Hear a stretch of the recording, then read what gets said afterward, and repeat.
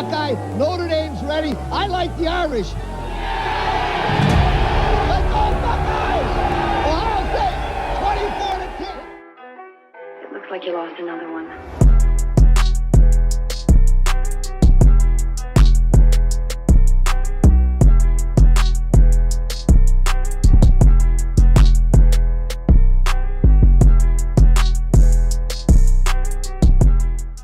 Welcome to Between the Lines College Football Podcast. Look, it's week 4. A lot of stuff to talk about. There's a lot of good games this week. I think this is the first week out of all 4 weeks where we've had a full slate of good games. We've had 1s and 2s here and there, Texas, Alabama, Florida State, LSU, but this is the first weekend where we have a bunch of them. And today we're going to go over 10 of them. Here's the 10 we're looking at. So we're looking at number 4, Florida State, going to Clemson at 12 o'clock. That should be a good game. We have Oklahoma, number 16, going to Cincinnati. Number 19, primetime Colorado, going to Oregon. And number 10, number 15, Ole Miss, going to Alabama. Number 13, who's been having some struggles this year. So we'll see how that one plays out. I'm going to break it all down for you.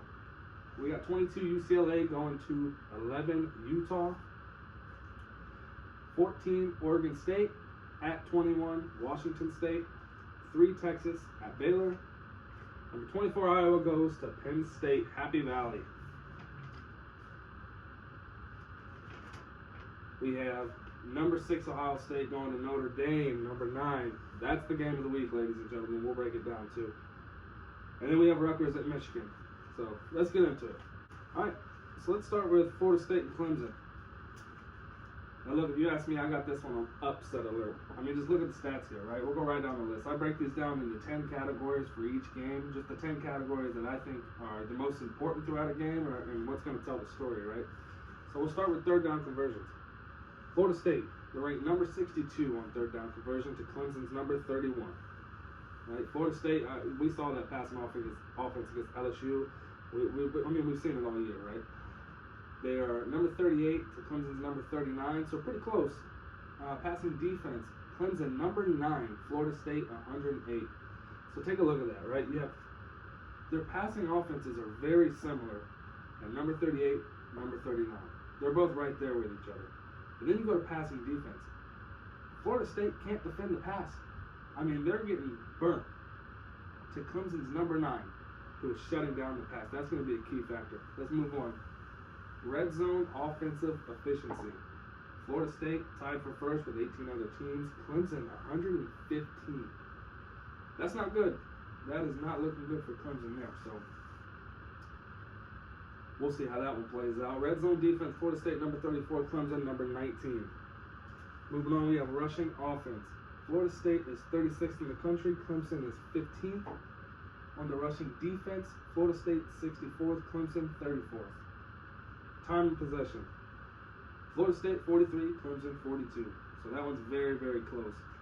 And I think ultimately that's what this game's going to come down to. Who can have the ball longer? Total offense, Florida State 33, Clemson 20. And here's a big one, total defense. Florida State 101st, Clemson number 8. So between Clemson's passing defense and their total defense, I think Florida State and Jordan Travis is going to have a hard time moving the ball down the field. I really do. I mean, I think in the first half it's going to be slow. Maybe they wake up in the second half. But let's face it, Clemson hasn't lost at home since 2016. I'm taking Clemson on this one. Upset alert. Let's move on. Next we have Oklahoma at Cincinnati. Now, Oklahoma's offense has been looking on fire this year. On third down conversion, they are number 1 in the country to Cincinnati's 26th. Passing offense, I mean, they've been lighting up through the air, right? 7th in the country. Cincinnati 29. Passing defense, 46 to Cincinnati's 63. We go to red zone offense, number 21. Cincinnati sitting at 73. Red zone defense, they are both tied at 109. Rushing offense, Oklahoma 51, Cincinnati 8. That's huge. That's huge. And that goes right along with the next couple things I'm going to tell you. Rushing defense, Oklahoma 15, Cincinnati 45.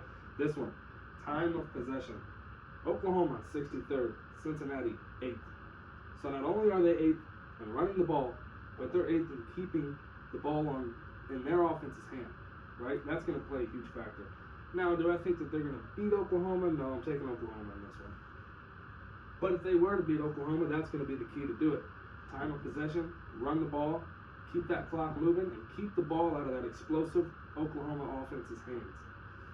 Total offense, Oklahoma number 8, Cincinnati number 12. Total defense, Oklahoma 32, Cincinnati 44.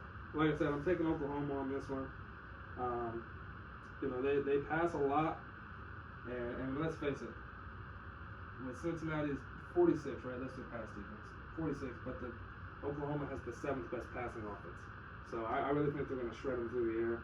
I don't think that Cincinnati has the speed to keep up with a team like Oklahoma.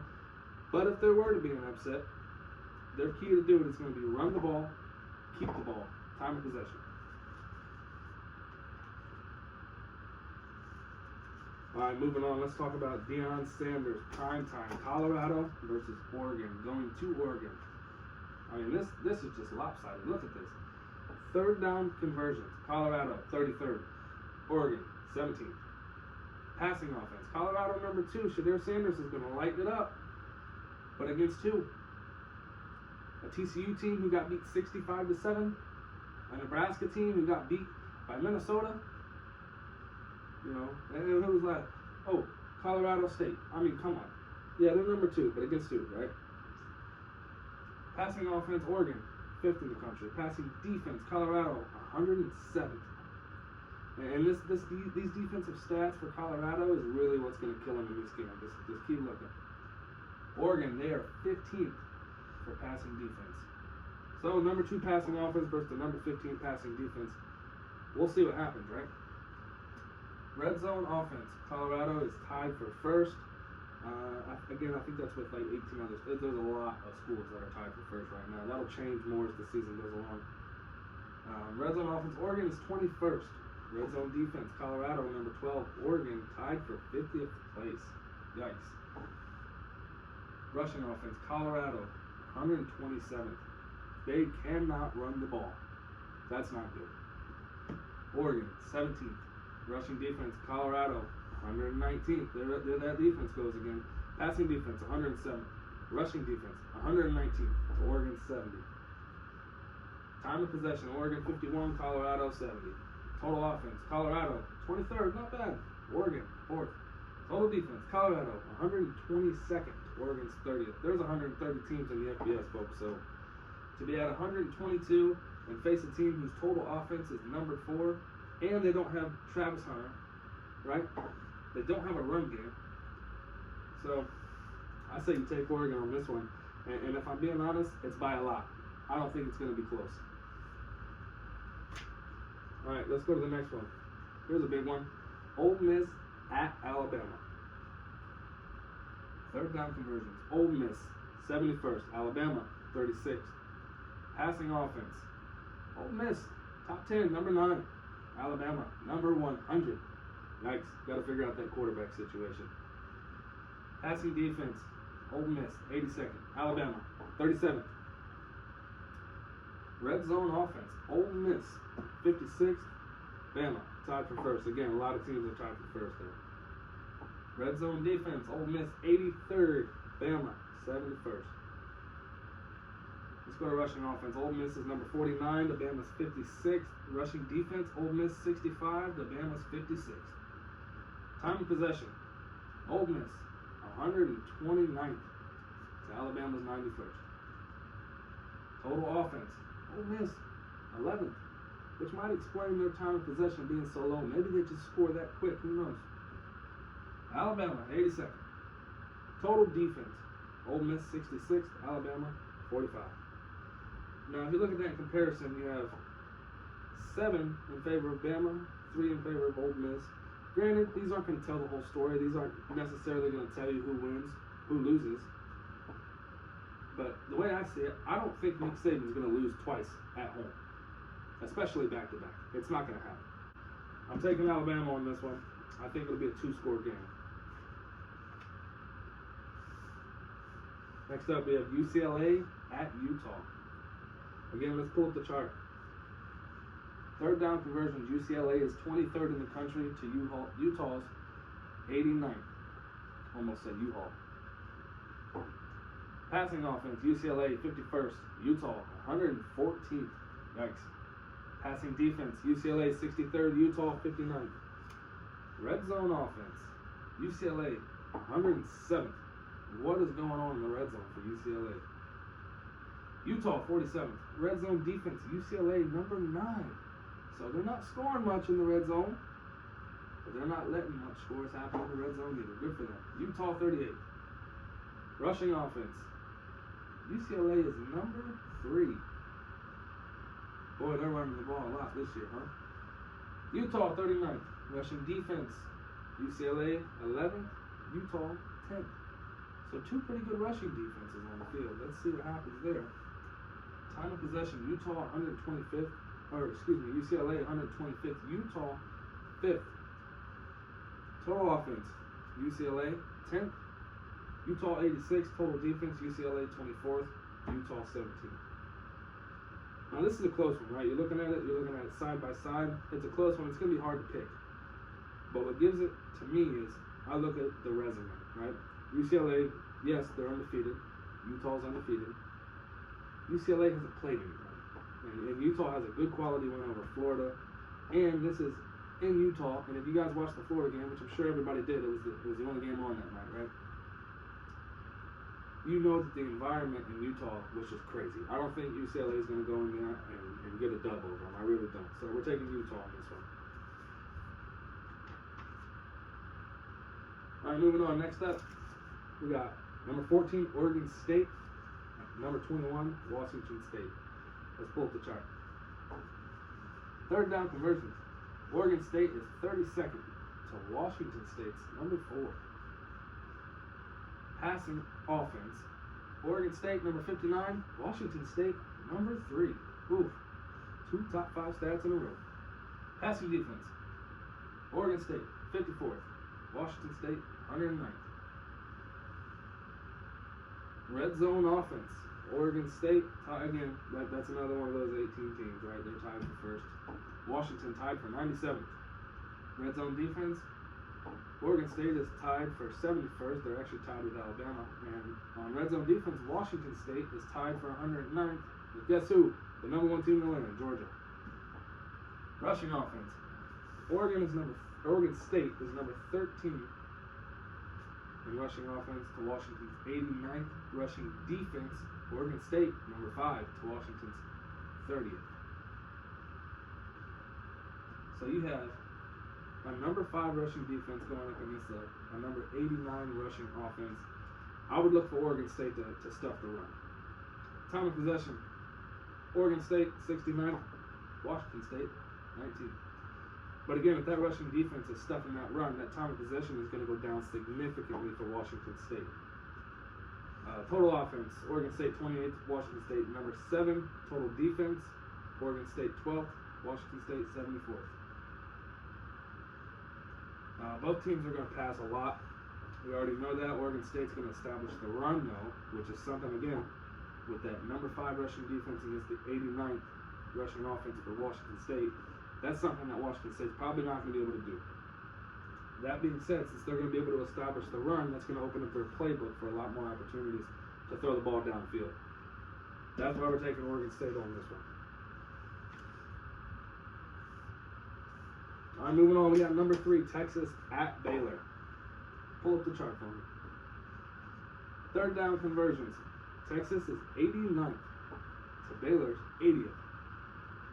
Passing offense, Texas is 49th, Baylor 56th. Passing defense, Texas 33rd, Baylor 18th. Red zone offense, they're both tied at 31st. Red zone defense, Texas is at 38th to Baylor's 109. Rushing offense, Texas is 74th, Baylor 60th. Rushing defense, Texas 32nd, Baylor 105th. Not good. That's not good at all. Time of possession, Texas is 96th to Baylor's 44th. Now, after watching Texas a couple times, I see that they have quick strike abilities, so something tells me that that's probably why their time of possession is so up there. Total offense, Texas 55th, Baylor 52nd. That's close. Total defense, Texas 22nd to Baylor's 57th. Now, if you look at it on this chart that I give you guys, right? If you look at it like that, then you'll see that it's fairly even on both sides. However, even though they're even statistically, Texas has a better defense and they have a better resume. I'm going to take Texas by at least 2 scores, but I do think that it's going to be a little bit closer than people probably think that it's going to be. All right, let's move on. We have number 24 Iowa going to Happy Valley and playing Penn State, number 7. And I mean, just look at the chart. Yeah, it doesn't look good at all for Iowa. Third down conversion, Iowa is 107th to Penn State's 59th. Passing offense, Iowa 121st to Penn State's 50th. Passing defense, Iowa 32nd to Penn State's 21st. Red zone offense, Iowa 31st to Penn State's 20th. Red zone defense, Iowa 19th. Penn State tied for 109th. Yikes. Rushing offense, Iowa 72nd, Penn State 22nd. Rushing defense, Iowa 40th, Penn State 33rd. Time of possession, Iowa 53rd, Penn State 7th. That's good. Penn State holds onto the ball for a while. And what happens when you play a team like that is it really slows down any kind of explosive offense if they did have one. Right? But as we can see from this, that's not Iowa. 121st passing offense, 72nd rushing offense. Still not very explosive, right? So we're keeping the ball out of a not so good offense's hand in the first place. Not a lot of opportunity to score for Iowa in this game, I don't think. Total offense, Iowa, again, 119th to Penn State 26th. Total defense, Iowa 31st, Penn State 16th. I mean, just look at the chart. I think this is going to be a dominant game for Penn State and Happy Valley. I got Penn State by at least 3 scores. All right, next. Game of the week. Game of the week. Number 6 Ohio State travels to South Bend to play Notre Dame, number 9. Let's look at the chart. Third down conversions, Ohio State is 93rd. Notre Dame is 10th. Passing offense, Ohio State 17th. No surprise there. They're a rated team. Notre Dame 21st. Passing defense, Ohio State is number 6. It's pretty high up there. It's Notre Dame's number 3. Red zone offense, Ohio State 47th, Notre Dame 24th. Red zone defense, Ohio State, another one of those teams that are tied at 109th. And Notre Dame number 12th. Rushing offense, Ohio State is 68th to Notre Dame's 26th. Rushing defense, Ohio State is 19th to Notre Dame's 41.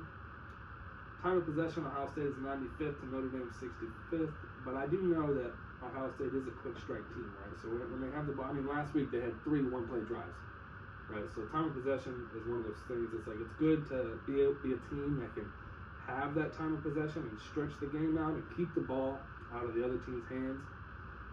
But also that ranking doesn't really mean much because a lot of that has to do with a team that can just score quick, so they don't have the ball that long. Total offense, Ohio State 24th, Notre Dame 16th. Total defense, Ohio State 3rd, Notre Dame 4th. Now, if you're looking at this chart, you're thinking, statistically and with home field advantage, you take Notre Dame. But if you watched last week, at least for me, Ohio State just woke up. Right, it was a sleeping giant that they kind of slept their way through week 1 against Indiana, slept their way through week 2 against Youngstown State, and then last week when they played Western Kentucky, it was almost like all Ryan Day had to do was announce Kyle McCord as the starter, and then he decided, okay, I'm going to play football. Last week they woke up. At least their offense did. Their defense has been awake all year.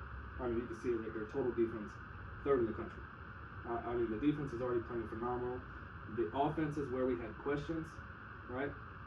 Last week, those questions were put to bed. So I know you looked at the chart. I know it looks uneven, but I think we have to go with Ohio State on this. And I'm not just saying that because I'm a Buckeye fan. Because if you would have asked me the same question last week, I would have said, I don't know, Notre Dame looks better. Because the way that we played through week 1 and week 2. Week 3, that giant woke up. And now I think Notre Dame's going to have a problem on their hands. I'm going to take Ohio State in this one. Not by a blowout, though. Notre Dame is a good team. I'm going to take it maybe by 10 points. Maybe 10 points. All right, let's move on to the last game. We have Rutgers going to Michigan. Doesn't really seem like an interesting game. You have unranked Rutgers at number 2 Michigan. Doesn't seem like that game, a game that you really want to look at. But let's look at the chart. So if you look at the chart here, third down conversion. Rutgers is 33rd. Michigan is 22nd. Passing offense. Rutgers 125th. That's garbage. To Michigan's 61st. Passing defense. Rutgers 55th to Michigan's 7th. So that right there should tell you everything you need to know as far as the pass game. It's not going to happen for Rutgers, right? 125th on the offense, while Michigan's 7th on the defense. They're going to shut it down. Red zone offense. Rutgers is 31st to Michigan's 94th. Red zone defense. This one's interesting. Rutgers is 4th in the country in red zone defense. So once you break that 20-yard line, it's hard to score on Rutgers. Michigan's 14th. So that could be something to look at, right? Is Michigan going to settle for 3 points? Are they going to go for it on 4th down? Because as you can see, their red zone offense is 94th in the country to Rutgers' red zone defense, which is 4th. Even though it's a mismatch, now you're talking about getting in the trenches, right? Now you're past the 20-yard line. Now it's hat on hat. Who's going to prevail there? Is Michigan going to settle for field goals? But like I said, are they going to go for it on 4th down? Or are they going to shove it down their throat? Rushing offense, Rutgers is 20th to Michigan's 68th. They're actually tied with Ohio State in that stat. Rushing defense, Rutgers 11th, Michigan's 17th. Time of possession, Rutgers number 17 to Michigan's 85th. Total offense, Rutgers 94th, Michigan 61st. Total defense, Rutgers 19th, Michigan 2nd. So you look at the chart and you see 5 on this side, 5 on this side. This could be a good game. They're both undefeated. But I think ultimately the crowd is going to take out Gavin Wimsatt of Rutgers. He played a good first 3 games, but he hasn't been in an environment like the Big House. Right? He hasn't been there yet. And I think once he gets there and he has to go up against that 7th ranked pass defense, that pressure is really going to get to him. It might look like an interesting game, first, second quarter maybe. But I think ultimately Michigan's going to pull away and win that one by at least 2 scores. So that's all the game breakdown for this week. And we'll see you next week. Thanks for watching.